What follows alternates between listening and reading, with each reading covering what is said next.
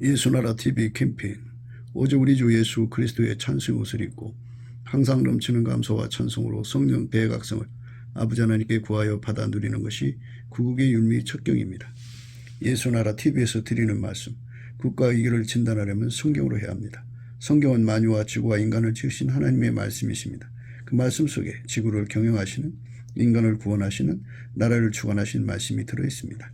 그 말씀을 찾아내어 그 조례에 따라 진단해야 합니다.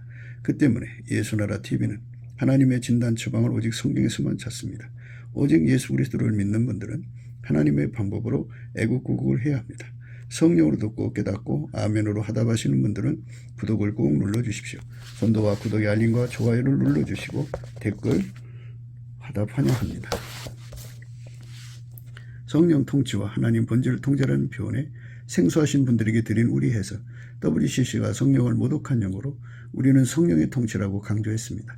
성령 인도하심을 계시 공관상 나름 영적 교통으로 몰아가는 분들 때문에 삼일체 하나님은 한 분일이심을 강조하고 요한일서를 강조하며 하나님의 본질의 통제 곧 아까페 사랑의 통제를 받아야 성령의 통심을 강조하는 것입니다. 예수나라 TV는 WCC, WEA를 반대합니다. 갈라디아서 1장 8절 그러나 우리나 혹 하늘로부터 온 천사라도 우리가 너에게 전한 복음 외에 다른 복음을 전하면 저주를 받을지어다. 9절 우리가 이미 전에 말하였거니와 내가 지금 다시 말하노니 만일 누구든지 너희의 받은 것 외에 다른 복음을 전하면 저주를 받을지어다. 오늘은 잠언서 29장 26절입니다. 주권자에게 은혜를 구하는 자가 많으나 사람의 일의 작정은 여호와께로 말미암느니라. 오늘 이 말씀을 생각하기로 하겠습니다. 예수님이 자기 영광을 우리 인간에게 보여주고 싶다 이렇게 또 보여주자고 이렇게 기도하신 내용입니다. 인류 역사 속에서 많은 사람들이 천국으로 초대받아가지고 지극히 걸어가신 하나님의 영광을 뵙고 내려와서 참 많은 사람들을 감화감동시켜 천국으로 인도하는 역할을 했습니다. 하나님께서 사람마다 그 역할이 있어요. 어떤 사람은 눈의 역할을 하는 사람이 있는데 교회 중에서 이제 그런 역할을 하는 거예요. 그 사람은 천국에 왔다 갔다 하는 사람이에요. 그리고 어떤 사람은 이제 귀의 역할을 해갖고 하나님 소리를 듣는 거죠. 들어서 얘기를 하죠. 이렇게 그리스도 안에서 지체들이 있어가지고 천국에 그 다녀오는 직분을 가진 사람들이 가서 보고 듣고 온 것을 얘기를 해줘요. 그러면 그거를 같이 공유하는 거죠. 근세에 천국을 제일 많이 갔다 온 사람은 스웨덴북이라고 하나요? 스웨덴북이라고 하는 사람인데 그 사람은 27년 동안을 매일 다녀온 거예요. 매일. 어떤 때는 일주일 동안 다녀오고 어떤 때는 뭐 밤새도록 다녀오고 이런 식으로 해갖고 천국 가서 보고 온 거, 지옥 가서 보고 온 거를 다 기록해서 천국과 지옥이라는 책을 해놨어요.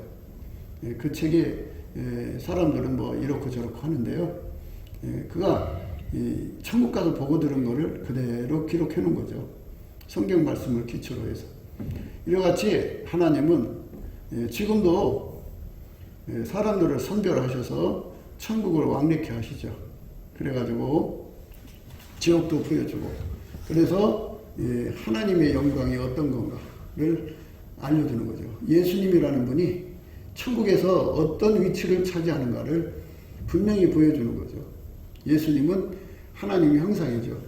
하나님 형상. 그러니까 사람들이 가서 이제 예수님을 만나거든요. 그러면 예수님한테 그러는 거예요. 예수님, 하나님 아버지 보여주세요. 그러면 나를 본 자는 하나님을 보았거늘 어찌하여 아버지를 보이라 하느냐. 그죠? 하나님은 보이지 않는 분이에요. 그런데 예수님은 그 보이지 않는 하나님의 형상으로 계시죠.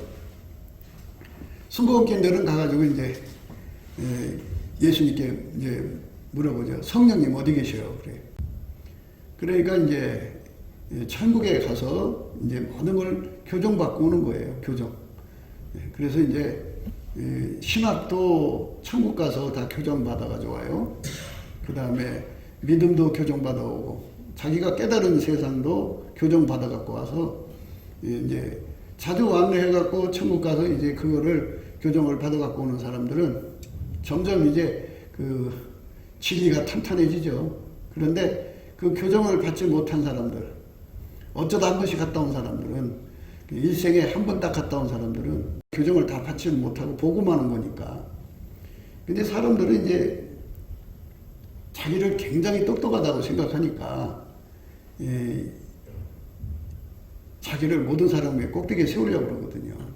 그런데 천국을 가서 보는 건 뭐와 같으냐면요. 아이들을 데리고, 그러니까 3살 먹은 애 데리고 어디 가서 구경하고 오면 10살 먹은 애는 10살 먹은 수준으로 보고 올 거고, 3살 먹은 사람은 3살 먹은 수준으로 보고 올 거고, 전문가는 전문가 수준으로 보고 온다 이거예요. 그런데 자기가 마치 다 보고 온 것처럼 이렇게 그 자만에 빠지는 거죠. 좀 안타까운 거예요. 그래서 이 변은 익을수록 고개를 숙이거든요. 근데 자꾸 고개를 드는 것은 아직 뭐를 몰라서 그래요. 근데 이제 천국에 가서 많은 걸 보고 오면서 거기서 이제 진리를 이제 체계화시키는 거죠. 그래서 바울이 시내산, 호렙산에서 예수님 만나가지고 십자가도를 중립을 했어요. 그리고 그렇게 복음을 전하다가 어느 날인가 이제 자기 영혼이 몸 안에 있었는지 몸 밖에 있었는지 자기도 모르고 그 모르는 상태에서 하나님만이 아는 상태에서 천국에 갔다 왔죠. 가서 가히 이룰 수 없는 말을 보고 듣고 온 거예요. 거기 가서 이제 자기가 전한 십자가도를 다시 한번 재확인한 거죠. 그 뒤부터는 그는 진리의 어마어마한 강력을 갖게 되죠. 가서 보고 온 거니까. 십자가도의 결론이 뭐고 십자가도의 본질이 뭔가를 그가 보고 왔기 때문에 그렇죠. 그래서 그 사람은 그걸로 평생 이제 진리를 전하고 성경을 13권이나 쓰고 이런 식으로 하나님 큰 일을 이루셨죠. 교정된다는 게 참 중요해요. 이 땅에서는 이제 성결교인도 있고 감리교인도 있고 장로교인도 있고 순복음교인도 있고 그리고 자기 목사가 최고라고 하는 사람도 있고 뭐 자기가 가지고 있는 깨달음이 최고라고 하면서 이제 그걸로 그냥 어필하고 그걸로 다른 사람을 깔아보고 막 그러잖아요. 이 사람들이 초능력자가 되는 걸 그렇게 좋아해요. 초능력자라고 하는 거는 그 일종의 이제 선민 사상이거든요. 그래가지고 나는 너하고 같이 섞일 수 없어. 나는 굉장히 뛰어나. 이런 식이죠. 굉장한 우월감 속에 빠져 살아요. 그런데 이제 우리가 이제 예수님의 그 영원한 진리의 바다 앞에 서면은 우리가 가지고 깨달은 거는 모래 하늘만한 거겠죠. 그래서 하나님은 교만한 자를 대적하시고 겸손한 자에게 은혜를 주신다 그랬어요. 그러니까 아무리 많은 깨달음을 주셔도 자꾸 자기는 알 걸 다 알지 못했다고 자기를 나는 아직 알 거를 다 모른다고 여기는 거, 자기를 낮추는 거죠. 그래야지 자기가 깨달은 손바닥으로 하늘을 가리질 않거든요. 근데 사람들은 자기가 깨달은 걸로 손바닥을 가려요. 이게 아주 심해요, 우리나라는. 그래서 조금만 기도한다는 사람들을 보면은 절대로 자기 깨달음을 모든 사람 위에 꼭대기다 올려놓으려고 그러지 남의 깨달음을 받아들일 생각을 안 해요. 그리고 깔아 뭉개고 봐요.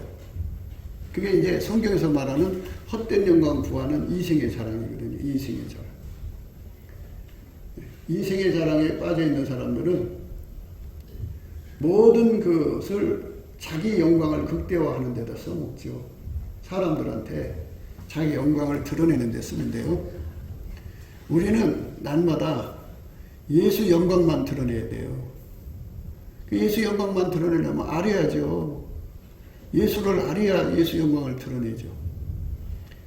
드러내는 것도 내 능력으로 드러내는 게 아니거든요. 예수 영광을 아는 것도 내 힘으로 알 수 있는 게 아니고. 그래서 영원한 진리의 바다 앞에 서서 우리는 겸손이 뭔지를 배워야 되는데 겸손하려고 안 해요. 그래서 이 사람은 자기 자신한테 취해서 살거든요. 어떤 사람은 자기 자신이 이제 복주로 여겨요. 자기를 얼만큼 취하겠냐면 독주를 먹고 취한 것처럼 인사불성이 된 사람이 있어요. 굉장히 자기에게 취해버렸어요. 나처럼 기도 잘하는 사람 있으면 나와보라 그래. 나처럼 하나님하고 깨달음이 있는 사람 있으면 나와보라 그래갖고 굉장한 독주에 취한 사람이 있고요. 그보다 좀 덜 취한 사람들은 이제 포도주에 취한 거죠. 그래서 독주하고 포도주에 취한 사람들은 자기가 최고라 그러죠. 그래가지고 이게 참 혼란스럽게 됐어요. 그래서 이제 한국교회가 새롭게 되려면 이게 이제 정확하게 질서가 잡혀야죠. 누구 깨달음이 제일 확실한 깨달음이냐는 저울이 드러나야 돼요.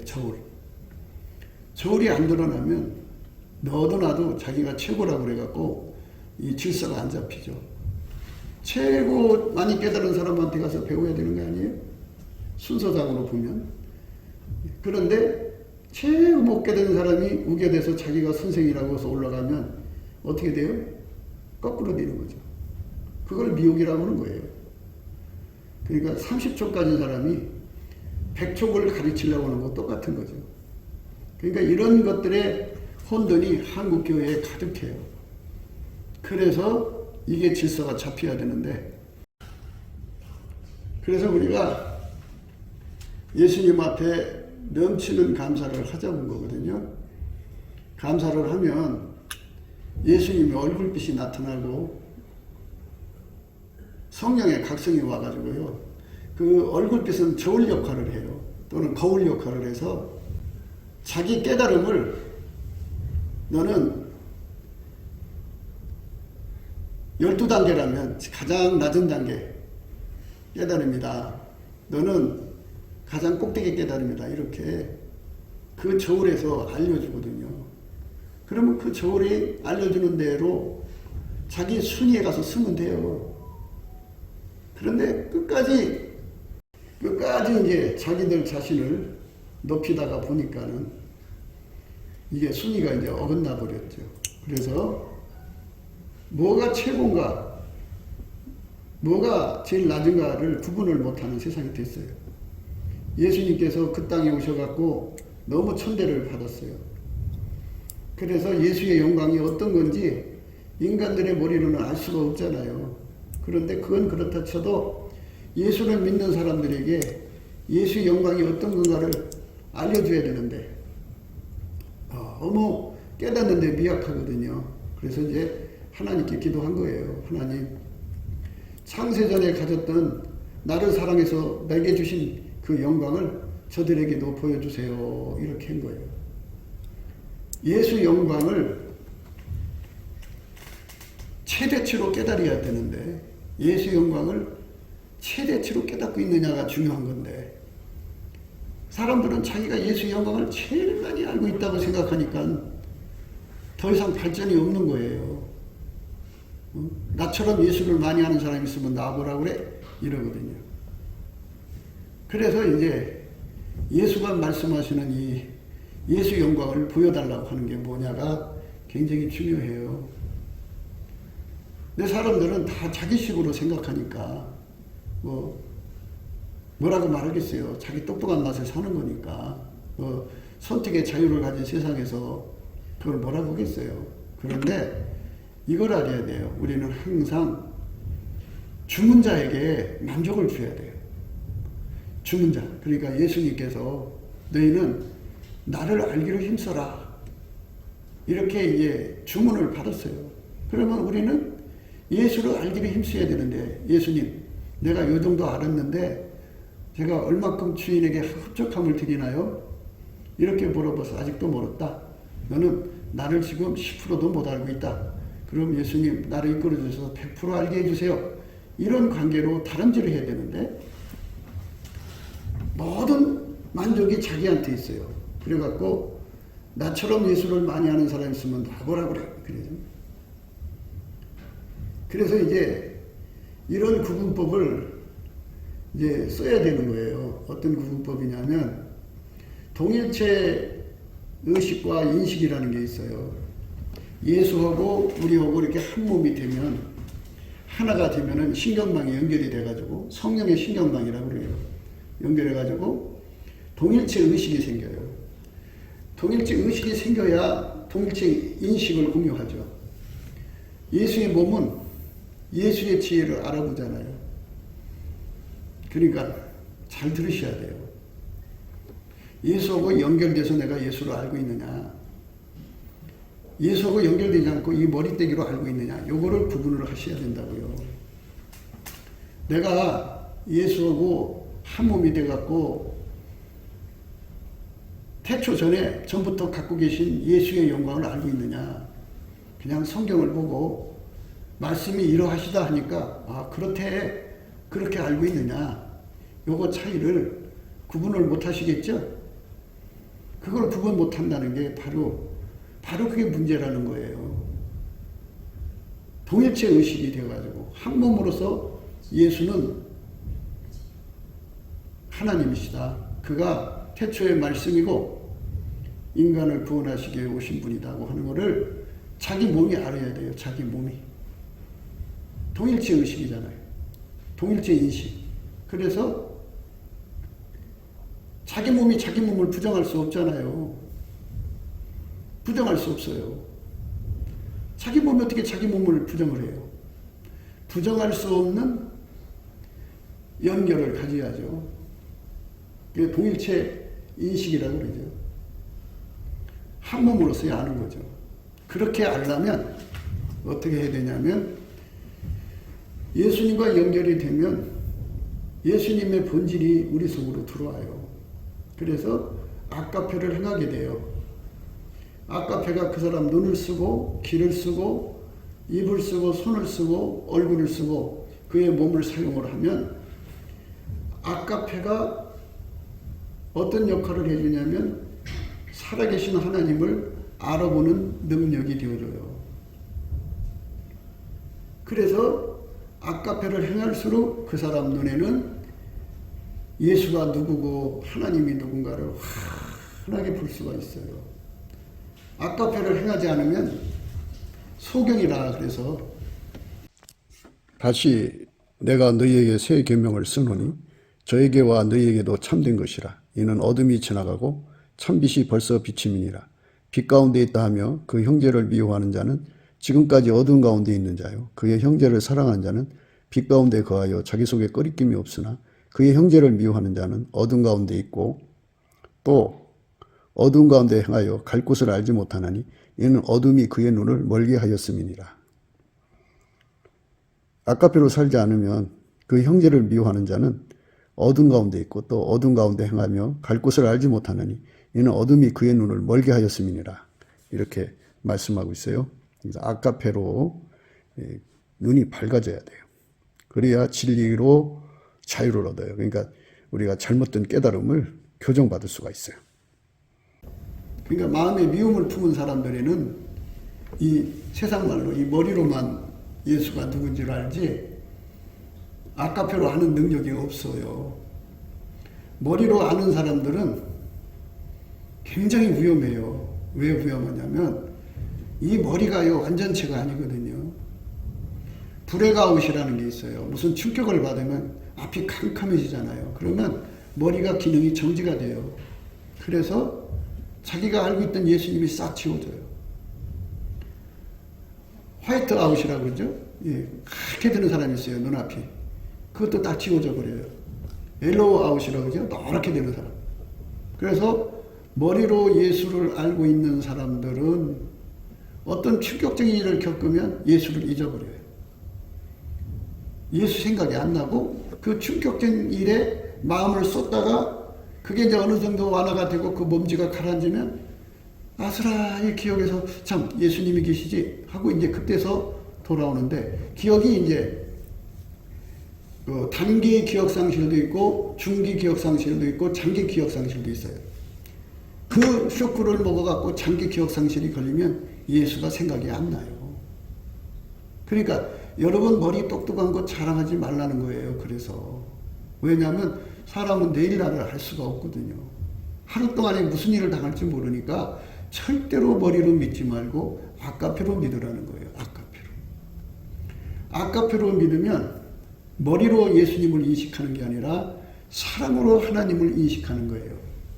그러니까 쇼크를 받아도 머리가 받는 거지, 예? 그 사람 가지고 있는 아까페 본질이 받는 게 아니잖아요. 아까페 본질을 통해서 예수를 알게 되고 하나님을 아니까 그의 마음에서 지워지지가 않죠. 아까페로 인식합니다.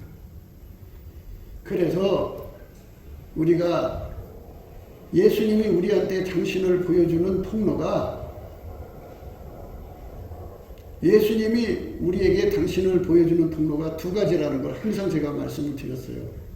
하나는 꿈, 환상, 계시, 예언 이런 쪽으로 보여주는 거예요. 이런 쪽으로 보여주는 거는 아까페가 활성화되지 않은 사람들에게 보여주는 거예요. 그러나 아까페가 활성화가 되면 꿈, 환상, 계시 없이 한 몸으로서 예수를 알아보고 예수도 그를 알아보고 하나님이 누구신지를 알게 되죠. 그러니까 그 사람은 아까페 사랑을 행하면 행할수록 하나님을 보는 눈이 점점 밝아져요. 시력이. 사랑을 행하면 행할수록 30촉에서 50촉, 50촉에서 100촉, 100촉에서 1000촉 눈이 점점 밝아져 갖고 예수가 누군지를 알죠. 그쪽으로 예수님이 우리에게 주시는 거거든요. 그게 이제 하나님을 보여주는 본질적인 통로예요. 이쪽으로 들어간 사람은 미혹을 받을 수가 없어요. 왜 그러냐면 예수의 그 본질로 예수의 얼굴을 보고 영광을 보는 사람들은요, 어둠이 우선 거기 있을 수가 없어요. 어둠이 떠나가 버려요. 어둠이 떠나가면 그 뒤에서 미혹하던 마귀 귀신이 다 떠나가 버려요. 그리고 그 빛 앞에서는 체면을 거는 그 체면이 다 그 햇빛에 초가 녹듯이 녹아버려요. 다 녹아버려서 힘을 못 써요. 그래서 진리만 그 눈앞에 나타나요. 진리만. 그러니까 이 땅에서 하나님보다 돈을 더 사랑하는 사람은 사랑하기를 싫어하죠. 한 푼이라도 더 아껴야 되니까. 그러니까 형제를 미워해야 돼요. 미워해야 안 도와줄 거 아니에요. 사랑하면 도와줘야죠. 그러니까 자꾸 고의적으로 자꾸 미움을 일으키고 그쪽으로 가요. 그래야 안 도와줄 거거든요. 그래서 그쪽으로 가는 사람들은 아까페로 인해서 눈이 밝아지는 것을 모르는 사람들이에요. 아까페로에서 눈이 밝아져야 돼요. 눈이 밝아지면 사람들한테 도와달라고 안 해요. 세상에서 이제 권력을 가진 사람들이 있잖아요. 자기 주변에 권력을 가지고 있는 사람이 있으면 자기가 참 잘 해가지고 뭔가 좀 도움을 청하잖아요. 우리 아들에게 좋은 직장을 하나 주세요. 든지 어디 좀 좋은 건물을 사는데 힘 좀 써주세요. 또는 은행 대출을 받으려고 하는데 좀 힘 좀 써주세요. 이렇게 권력자들한테 자꾸 이제 도움을 얻으려고 하잖아요. 세상은 이제 권력 앞에 그 꼼짝을 못하니까. 그런데 그게 다 헛일이에요. 왜 헛일이냐? 하나님을 알고 보면 하나님은 만유보다 크시면서도 인간 세계 한 사람 한 사람의 모든 것을 결정하시는 분이에요. 오직 예수님만 그 사람을 결정하는 거기 때문에 내가 누구한테 내 어떤 걸 좀 해주세요 해도 소용없어요. 예수님이 허락지 않으면 되는 게 없어요. 그러니까 아까페로 살면 그거를 명확하게 볼 수 있어요. 내 미래는 내 마음대로 되는 게 아니라는 거. 예수가 결정하기에 달렸다는 거. 우리가 이제 광야에서 벗어나고 싶죠. 이스라엘 사람들이 광야에서 벗어나고 싶어서 얼마나 안달했어요. 그러나 예수님께서 너무너무 그 사람들이 10번이나 예수님을 시험하고 불평하고 원망하고 대적하고 믿음 없는 짓을 하니까 저주를 내려버렸잖아요. 광야에서 죽어라. 예수님이 그 사람들의 미래를 결정을 내려버리니까 광야에서 죽은 거예요. 그러니까 여기서 우리가 잘 생각하셔야 돼요. 뭐냐면 내가 살고 싶다 해서 사는 것도 아니고 내가 죽고 싶다 해서 죽는 것도 아니고 내가 부자 되기 싫다고 해서 부자가 되지 않는 것도 아니고, 부자 되고 싶다고 해서 부자 되는 것도 아니고, 내가 건강하고 싶다고 해서 건강해지는 것도 아니고, 예? 이게 다 예수님의 결정사항이라고요. 그거를 알게 돼요. 예수님이 결정한 대로 우리의 미래는 결정나는 거니까. 그러니까 그분한테 그런 결정을 받으려면, 좋은 결정 받으려면 그거를 궁유를 입는다 그래요. 궁유. 우리가 궁유를 얻어야죠. 이 절차상 하자라는 게 있어요. 절차. 예수님을 믿는 데는 절차가 반드시 필요해요. 뭐냐? 바로 은혜의 보좌 앞으로 나가야 돼요. 그래서 궁유하심을 받아야 하거든요. 예수님의 궁유를 받아야 은혜의 보좌 앞으로 가요. 그러니까 우리가 넘치게 주권 감사를 하면 예수님이 우리를 불쌍히 여겨주게 되어 있어요. 시편 136편이 그랬잖아요. 감사하라. 그 인자하심이 영원하다 그러잖아요. 인자하심이라는 건 궁율, 우리를 불쌍히 여겨준다 이 소리예요. 감사하는 자에게는 하나님이 불쌍히 여겨주고, 원망을 달고 사는 사람에게는 하나님이 절대로 불쌍히 여겨주지 않는다고요. 그러니까 여러분 입술의 열매라고 하잖아요. 사람은 자기 입의 열매로 만족하게 되는 거예요. 입에서 끊임없이 불평이 나오는 사람은 그 열매 먹는 거고, 끊임없이 감사가 나오는 사람은 그 열매 먹는 거예요. 그러니까 입술의 열매라고 하는 거예요. 입술의 열매. 그러니까 입에 불평을 달고 사는 사람들은 광야에서 다 죽어요. 성경에 이렇게 돼 있거든요. 아무리 살고 싶어서 몸부림을 쳐도 입에 불평을 달고 사는 사람들은 광야에서 다 죽고요. 감사하는 사람들만 살아남는 거예요. 그러니까 여러분들에게 내가 벌써 이 말씀을 집중해서 한 것이 참 수십 년 됐지만, 그래도 아직도 감사에 대해서 깨닫지 못하는 사람들이 있어요. 그러니까 내가 살고 싶어서 사는 것도 아니고, 내가 건강하기 싫어서 건강하기 싫은 게 아니고, 다 예수님 결정사항이에요. 그런데 그 결정에서 우리가 좋은 결정을 얻으려면 은혜의 보좌에 가서 예수님 앞에 기도해갖고 응답을 받아야 돼요. 은혜의 보좌잖아요. 때를 따라 돕는 은혜의 보좌. 그러려면 풍요를 얻어야 돼요. 풍요를 뭘 얻을 거예요? 성경에 나와 있잖아요. 힌트를 주었잖아요. 여호와께 감사하라.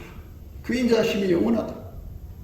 시편 136편에 26절까지 반복되게 나와 있어요. 감사하라. 그 인자하심이 영원하다. 감사하라. 그 인자하심. 한 번 딱 긍휼을 주는 게 아니라 영원히 준다고요. 영원히. 그러니까 감사하는 사람이 되라고요. 물론 이제 예수님한테만 하는 것이 아니고 각 사람 속에 예수가 계시니까 각 사람에게 해야 돼요.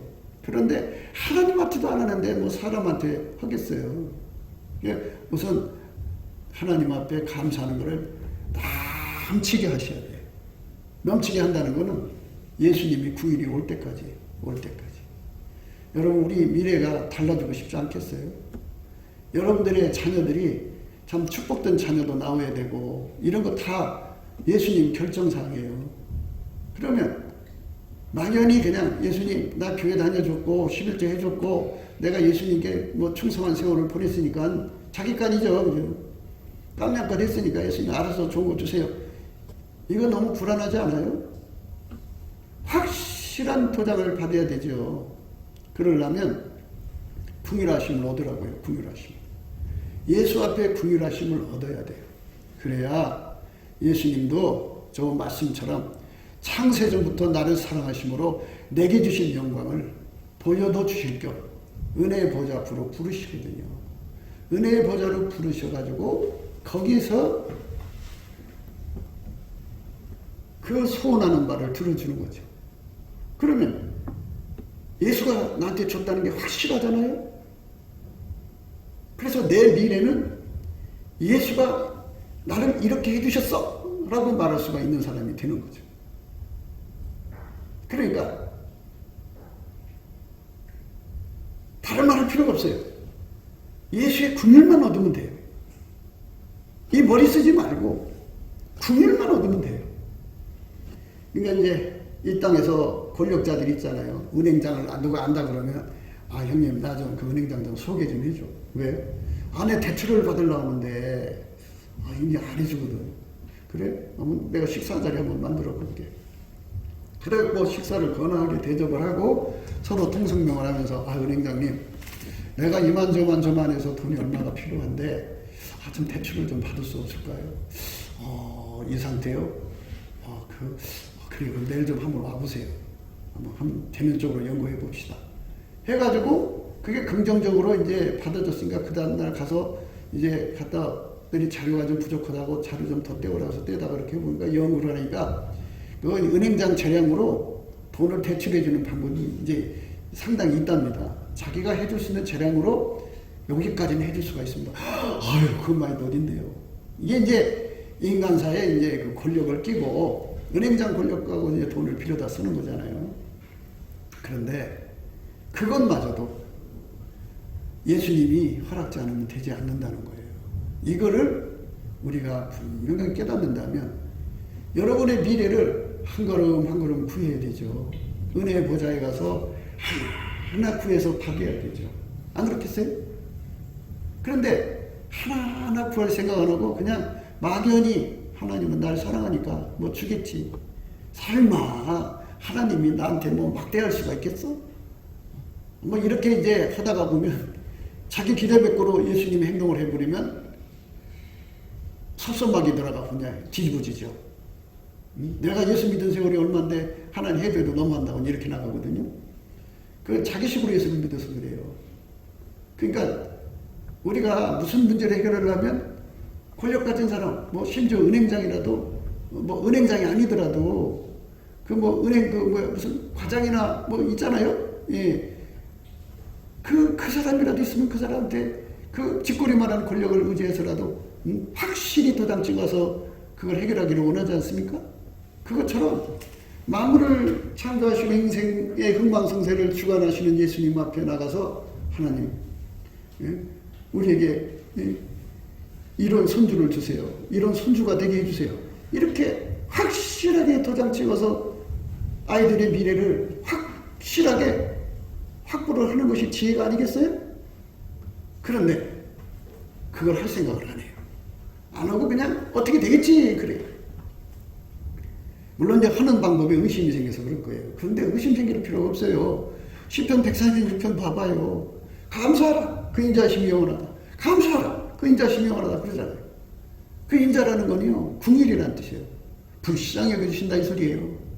그러니까 우리가 궁율하심을 받고 때를 따라 돕는 은혜를 얻기 위해서 은혜의 보좌 앞에 담대히 나가라. 담대히 나가라. 그렇게 담대히 나가면 되죠. 근데 궁율하심을 못 받았으니까 안 되는 거예요. 그러니까 감사를 하라고 하는 거예요. 뭐 사람 보는데 쑥스러우면 저 산에 가서 혼자 하든지 운동 삼아서 그냥 지금까지 뜨거운 태양이니까 초저녁에는 새벽에는 이렇게 모자통 쓰고서는 걸어가면서 예수님 감사합니다. 예수님 감사합니다. 인자심 시편 136편 외우면서 가면 되죠 뭐. 이러면서 열심히 예수 감사를 찾으면 예수가 나를 불쌍히 여겨주는 날이 와요. 그때까지 해야 돼요. 그게 뭐 한 달이면 한 달 해야죠. 어떻게. 사람하고 상대하는데도 오랜 공력을 기울이잖아요. 하물며 예수님은 하늘에 계시고 난 땅에 있는데 그분한테 내가 상달 될 때까지는 해야 되지 않겠어요? 그게 2달 걸리면 2달 해야죠. 어떻게. 그게 3달 걸리면 3달 해야죠. 어떻게.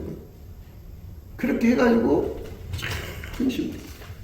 이렇게 미래의 후사를 결정한다든지 또 나름대로 미래의 아이들을 축복되게 하려면 그거 얼마나 좋아요. 할머니들이 자기가 가지고 있는 믿음으로 넘치게 감사를 해서 예수의 궁유를 받아갖고 은혜의 보좌 앞에 나가서 그러면 궁유를 받으면 어떤 일이냐면 죽게 힘을 얻고 마음의 시온의 대로가 생겨요. 기도에 힘이 온다고요. 궁유를 얻으면 담대히 나간다고 그랬잖아요. 궁유를 하심을 받고 때를 따라 돕는 은혜를 얻기 위해서 담대히 나가요. 담대함이라는 건 예수가 나의 기도가 되어주는 거예요. 예수 나의 감사, 예수 나의 찬송, 예수 나의 간구가 되는 거죠.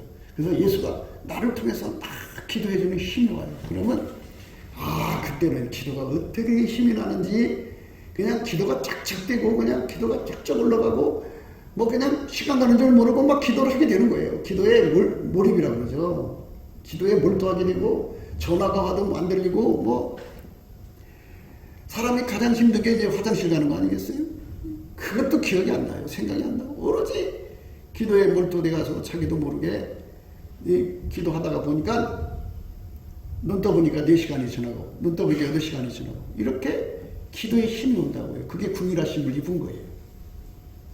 그 입어가지고 예수님이 이제 우리가 뭘 기도해야 될지 이제 아시잖아요. 그런데 예수님은 항상 당신 기도부터 해요. 당신이 나를 통해서 하나님께 기도할 것부터 해요. 그리고 기도 사역을 시킨 다음에 그 다음에 이제 여러분 소원을 예수님이 받아가지고 이게 봐가지고 하나님 뜻 안에서 들어줘야 할 것이면은 딱 이제 하나님 앞에 말씀해 주죠. 하나님 이 문제 해결해 주세요. 그러면 그래라 하고 응답을 받아줘요. 그러면 예수님이 야 응답 받아왔다. 내가 시행하리라. 이게 반드시 알아야 돼요. 예수님은 나의 기도가 되어줘 갖고 응답을 받아요. 하나님은 예수님 기도만 받으시거든요. 그래서 하나님이 예스 하면 예수님은 항상 그래 오셨잖아요. 태초의 말씀으로 하나님 원하시는 건 다 예수님 하셨잖아요. 그래서 예수님이 시행을 하셔요. 그래갖고 이제 확실하게 열매를 맺어주죠. 그러니까 내가 잘나서 기도가 되는 게 아닌 거예요. 궁일하심만 받으면 기도가 빵빵하게 올라가요. 죽게 힘을 얻고 마음의 시온의 대로라고 하잖아요. 이 마음의 시온의 대로는 나한테 없어요. 직통전화라는 뜻이거든요. 그게. 그러니까 예수님만 하나님은 움직일 수 있고 하나님은 예수님 기도만 들으시는 거거든요. 그걸 시온의 대로라고 해요. 그래서 예수님이 나의 기도의 힘이 돼갖고 나를 통해서 하시고 싶은 기도가 있잖아요. 그거 가지고 올라가서 응답받고 그리고 나의 형평은 상을 주셔야 하잖아요. 그래서 예수님이 그 원하는 바를 살펴갖고 응답 줘야 될 것 같으면 딱 그거를 하나님 앞에 가서 말씀해갖고 받아서 줘요. 주면은 예수님이 실행을 해줘요. 예수님이 실행해 주는 거예요. 예수님은 지금에도 일할 수 있는 분인데 그분은 어제나 오늘이나 영원토록 절대로 하나님 허락 없이는 스스로 일하는 적이 없어요. 하나님 허락을 받아야 돼요. 그러니까 우리를 통해서 기도하셔야 되니까 뭐 아는 언니, 아는 형, 또 권력이 짓거리만큼만 있어도 그거 의지해갖고 문제 해결하려고 그 부심이 부단히 노력하잖아요. 그거 다 쓸데없어요. 우리는 예수님의 결심만 받으면 다 해결돼요. 그 결심 받는 첫 순서가 궁유를 얻는 거예요. 궁유를. 왜 이 부분에 대해서 그렇게 오랜 시간을 얘기했는데도 왜 그게 이해를 못하는지 그거를 예수님께서 그러시겠죠. 아직도 너에게 깨달음이 없느냐. 아무리 우리가 하나님을 사랑해도요. 하나님은 공평한 원칙을 세워놨어요. 그렇잖아요. 누구는 응답해주고 누구는 응답 안 해주고 이렇게 중구난방하면 질서가 안 잡히죠. 그래서 하나님이 시편 100편 4절에 분명한 원칙을 세워놨어요. 그 시편 100편 4절은요. 시편 100편은 하나님께 이 아담 후손들이 나가서 응답받는 원칙을 공평의 도를 적어놓은 거예요. 그 4절이면 감사함으로 그 문에 들어가고 찬송함으로 그 궁전에 들어간다고 했어요. 우리가 감사하고 찬송하는 건 궁유를 얻으려고 하는 거지. 예? 노래방에 가서 스트레스 풀려고 하는 게 아니에요. 그분의 궁유를 얻으면 기도가 터지게 되어 있어요. 그래서 감사하는 시간을 좀 많이 가져야 한다. 그런데 많은 시간을 쏟으려고 해요. 자기들의 삶의 시간에는 자기들의 직업에는 시간을 많이 쏟으면서 막상 나의 생사복을 결정하시는 결정공자 앞에 가서 미래를 확실하게 내 자식들의 미래, 내 삶의 미래, 교회의 미래 이런 것들을 완전히 확보하려고 안 해요. 그게 무슨 이게 배짱인가요? 배짱. 그런데 그거는 미련한 자의 안일이라고 그래요. 할 일을 해야 되거든요. 뭐냐? 하나님 앞에 가서 미래를 담보받아야 돼요. 여러분들 올 겨울 살아남을 수 있어요? 자신할 수 있어요? 어떤 질병이 올 겨울을 스쳐갈지 모르죠. 그렇지 않겠어요? 이 세균은요, 뜨거운 때, 뭐 설사균이나 이런 것들은 왕성해도요, 일반 바이러스나 뭐 이런 것들은요, 뜨거운 때는 제대로 활동을 못해요. 언제 활동하느냐? 추울 때 활동하거든요. 그러면 올겨울을 여러분 생명 지킬 수 있다고 자신할 수 있어요? 그 사람들이야 뭐 똥배짱이 있나 보죠. 근데 우리는 우리의 미래를 결정하시는 예수 앞에 궁유를 얻어갖고 예수님 나 좀 만나주세요 하는 거거든요. 그게 감사를 하는 거는 예수님 앞에 은행 가면은 순서지 뽑잖아요. 뽑고 대기표 기다리는 거잖아요. 그래서 몇 번 나오세요. 그러면 또 나가서 이제 은행 일 보잖아요. 이것처럼 우리가 예수님 앞에 다 훔치게 감사를 해야 돼요. 그러면 예수가 긍휼히 여겨주시면 이제 그때가 내가 이제 은혜 보좌 앞에 나갈 수 있는 기회가 열리는데 내 힘으로 못 가요. 예수님이 오셔갖고 나를 확 사로잡아서 기도를 시키거든요. 죽게 힘을 얻은 거예요. 시온이들 예수님이 나를 데리고 들어가서 내 입을 통해서 하나님께 구하는 거거든요. 이 혜택을 얻어야 돼요. 그러면 아무리 눈물골짜기를 통과할 때도, 눈물골짜기가 뭔지 아시죠? 배고파서 울고, 빚쟁이 때 시달려서 울고, 학대받아서 울고, 막 그 어마어마한 몸이 아파서 울고 절망스러운 그 골짜기를 통과해도요, 이렇게 예수님 앞에 나가서 응답 받아온 사람들은 그것을 눈물이 아니라 샘의 골짜기를 만들어요. 다 행복하게 사는 세상으로 만들어준다고요. 그러니까 감사가 입에서 줄줄줄줄 막 쏟아져 나와야 돼요. 그런 사람은 긍휼을 얻어서 금방 이게 뭐 처음에 할 때는 몇 개월씩 해야 되죠. 어떤 때는 며칠씩 하는 사람. 그런데 이게 이제 자꾸 이제 습관화가 되면 활성화된다고 그러죠. 되면은 한 30분만 감사해도 그냥 팍 하고 열려요. 얼마나 좋아요. 은혜의 부자 앞에 나가는 길이 그렇게 쉽게 열려요. 이렇게 하시라도 예수님 앞으로 가가지고 응답받을 수 있는 길을 터놓자고 그렇게 강조를 해도 길을 막고 살아요. 무슨 똥배짱인지 내가 이해가 안 가요. 아니 세상에서도 권력자가 있으면 많은 권력자가 아니더라도 좀 몇 달이 걸쳐라도 돈을 준다든지 음식을 장만해갖고 하여튼 그 권력자 곁으로 가갖고 그 권력을 힘입으려고 그렇게 애를 쓰는 것이거든요. 미래를 결정하기 위해서. 그런데 진짜 인간의 생사복은 주님께 있잖아요. 예수님께. 나를 부자도 만들 수 있고 가난하게도 할 수 있고 가난했지만 부자 되게 할 수도 있고 음부에 내렸지만 다시 올리기도 할 수 있고 또 천하지만은 귀족을 만들 수도 있고 밑바닥 인생이지만 대통령을 만들 수도 있고 이게 예수님 마음대로 하는 거잖아요. 그분의 결정사기인데 그분이 내 미래를 결정해 주는 건데 왜 그분 앞에 나가기를 그렇게 싫어하는지 아무리 생각해도 내가 이해가 안 가요. 그거는 내가 볼 때 철저한 불신앙자들이라 그걸 무신하게 행동한다 그래요. 무신. 믿음 없이 행동한다. 그 믿음 없이 행동하는 사람들은요 광야에서 다 죽어요. 다시 말하자면 보좌 앞에 나가기를 싫어하는 사람들은요 자기들이 아무리 살고 싶어 발버둥 쳐도 갑자기 죽어요. 명심하셔야 돼요. 은혜의 보좌 앞에 나가기를 그렇게 싫어하는데 누가 그렇게 살라고 그랬나요? 미래가 불안하면 은혜 보좌 앞에 가서 하나님 내 미래가 불안해요. 확실하게 도장 찍어주세요. 그래 내가 너 몇 살 때까지 건강하게 지켜주면 확실하게 응답받고 와서 살면 되잖아요. 뭐가 불안해요? 그러니까 이제 예를 들어서 뭐 코로나보다 더 무서운 병이 통용을 해도 나는 예수님이 안 데려간다고 그랬어. 그 약속대로 이제 몸이 아프면 이거 감기일 뿐이야. 두려울 게 하나도 없어요. 그게 은혜의 보좌를 누리는 건데 왜 그렇게들 하나님 말씀을 안 믿는지요?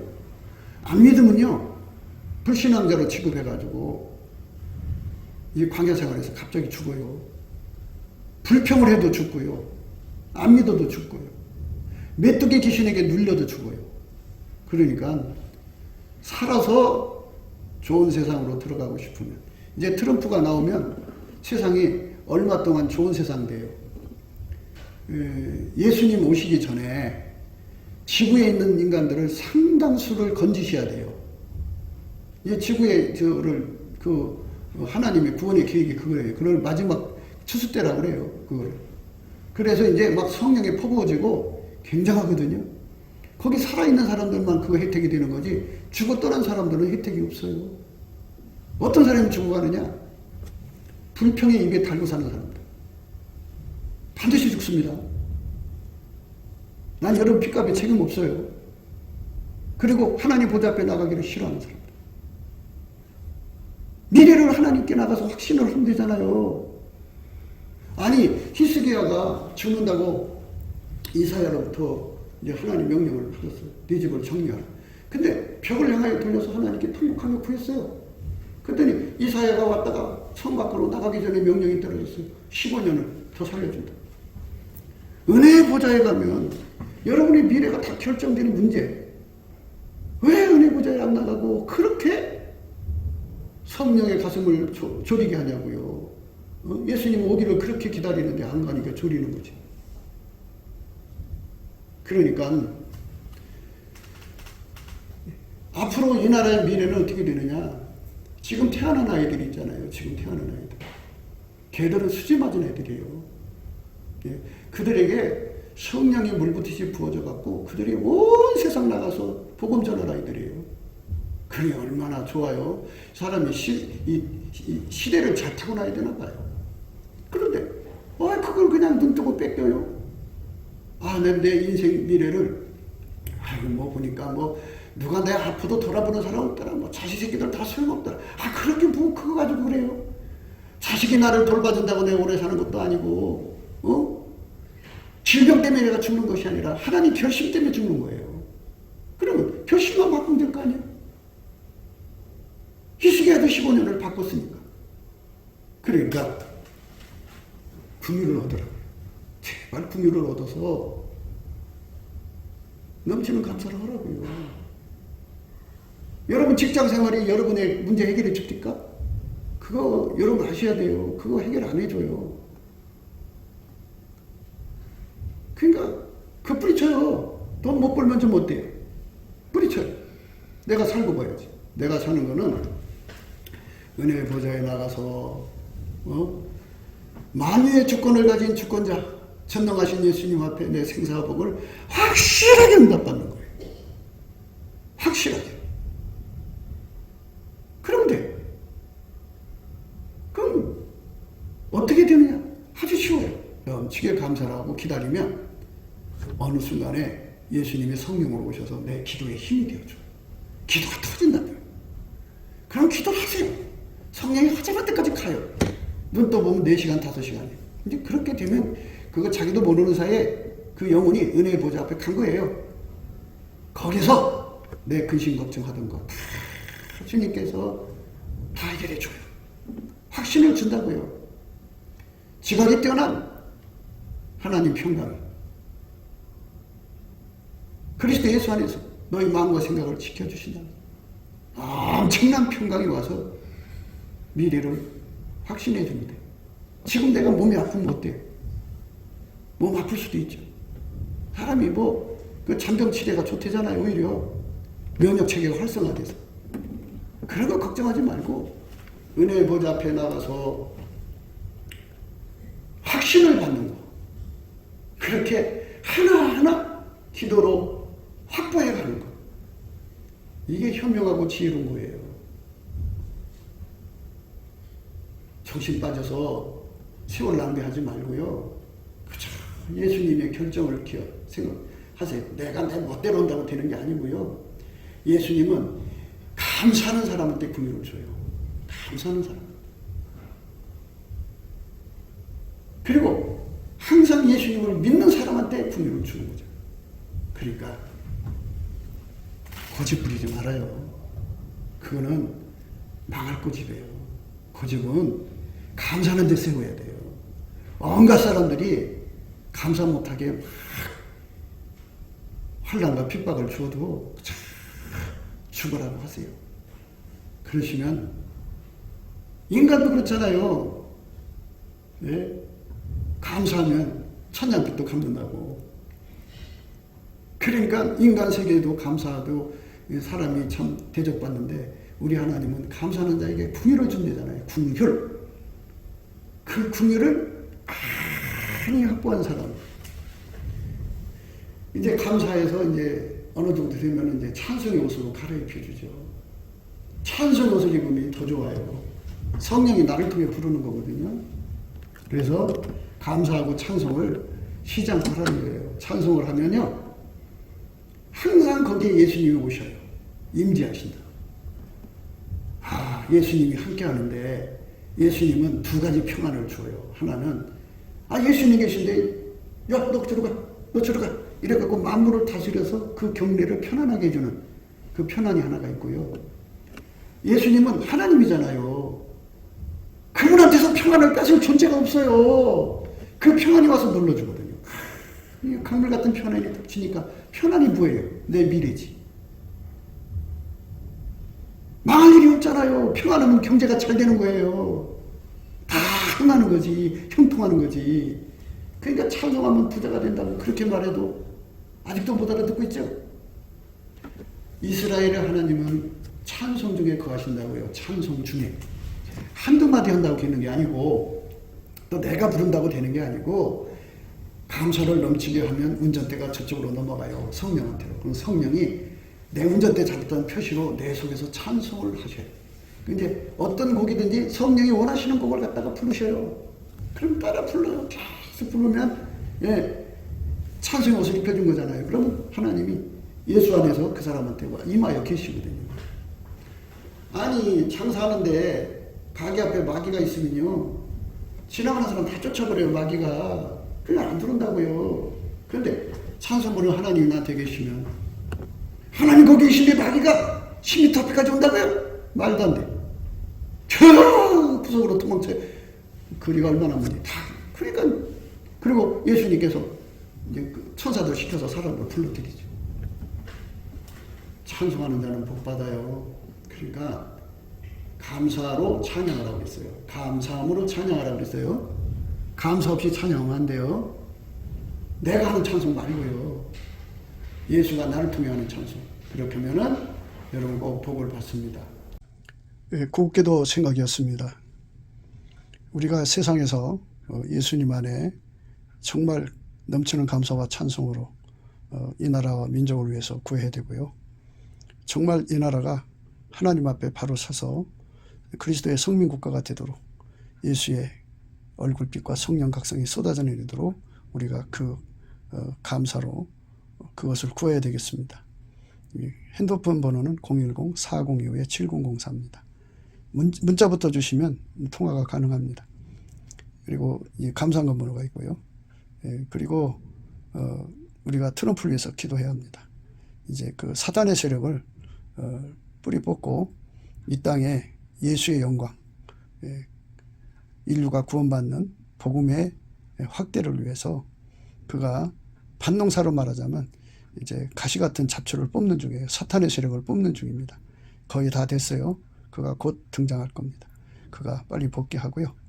우리도 한미동맹, 군사동맹 같이 복음동맹을 맺어서 예수 앞에 넘치는 감사와 찬송으로 성령 각성을 끌어다가 온 세상을 예수의 품으로 끌어들여서 온 세상의 인류가 예수 안에서 구원받는 거룩한 구원의 찬가가 가득 울려 퍼지도록 우리가 선택해야겠습니다. 오늘도 예수 그리스도 안에서 행복한 하루가 되시기를 주 예수 그리스도 이름으로 축복합니다. 감사합니다.